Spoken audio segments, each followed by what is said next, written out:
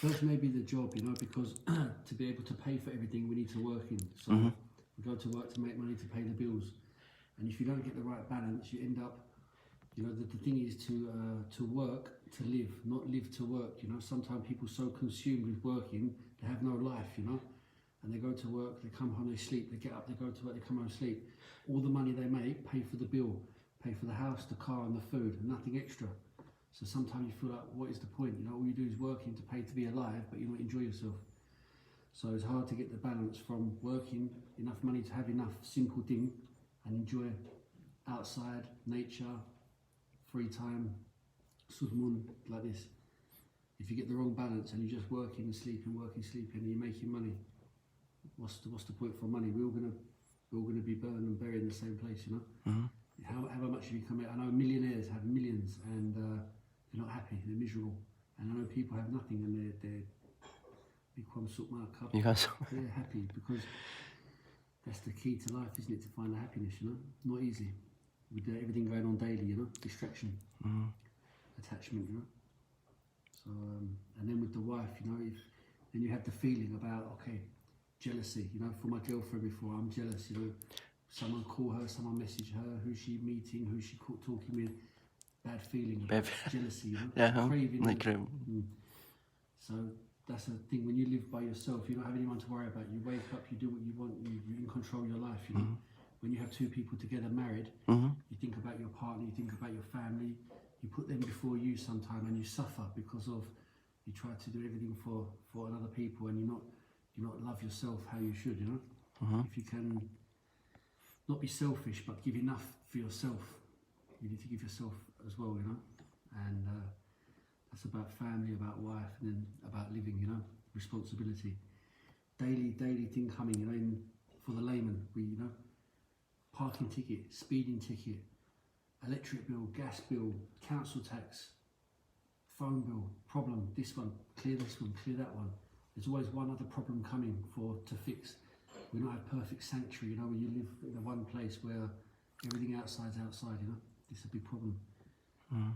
Maybe you're driving a car, you get a punch, you've got to fix the car, then the car break, you've got to put the car in the garage, then they can't do it for 2 weeks, then you can't get, thing like this. Always one effect causes another effect, Sometimes you can feel like if you're not with the Buddhism, you can feel depressed and feel like down, and the suffering becomes a lot.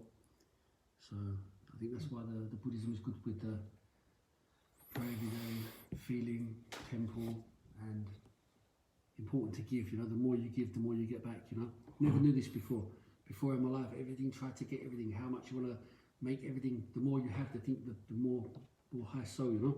But then when I see the more you give away, the more simple and the more happy you feel. And when you give, you get back, So, can't really explain some reason, but recently I do, I give a lot and some good feeling come back to me, and it's worth more, You can't buy emotion, The feeling from here, you can't buy that, Can't buy it, yeah. That's how I feel, Now you learn, you are you learning about the middle way? Yeah, so the middle path, yeah. Middle path. So I learned already about the Four Noble Truths, the Eightfold Path, and then we talk about like the Dharma and the doctrine for the Buddha's teachings, and talk about the different Vinayas and sutras and the stories and things about the Buddhism. Learn about Theravada and the Mahayana Buddhism, and for the elders and different views, different schools of thought on Buddhism, and learn about like the Buddha's disciples like Ananda and the other people that was in his life, the important people, So amazing, really,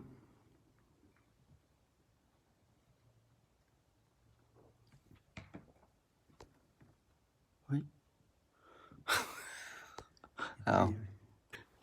Not delay. Oh, okay. What's funny, Ajahn one time. Yeah. This thing, what you face to your life, in your life, Buddha, the Lord Buddha also same. Exactly. So he got the solution. Exactly, yeah. Yeah, Find the got, medicine. yeah, find the medicine, got solution, medicine for help. So he is really big Amazing. position, Amazing. money also, big he's money. prince. He He's is prince, prince, yeah, everything. prince, and emperor. Yeah, everything. In the next 7 days, Yeah. he will be an emperor, yeah, king. Because they say Yeah. when he born, they say he Yeah. either going to be in the life of the Yeah. religion or the life of the Yeah. like a king, you know, like Yes. leader armies and stuff. Which way he Yes. can go. Yes. And why I like this life story of the Buddha is because he was us. He was a human, a man, you know. And say when he tried to find out about the meaning of life, he punished himself, he starved Yeah. himself. You know, he hurt himself to try to get to the height of how he can get to the closest point.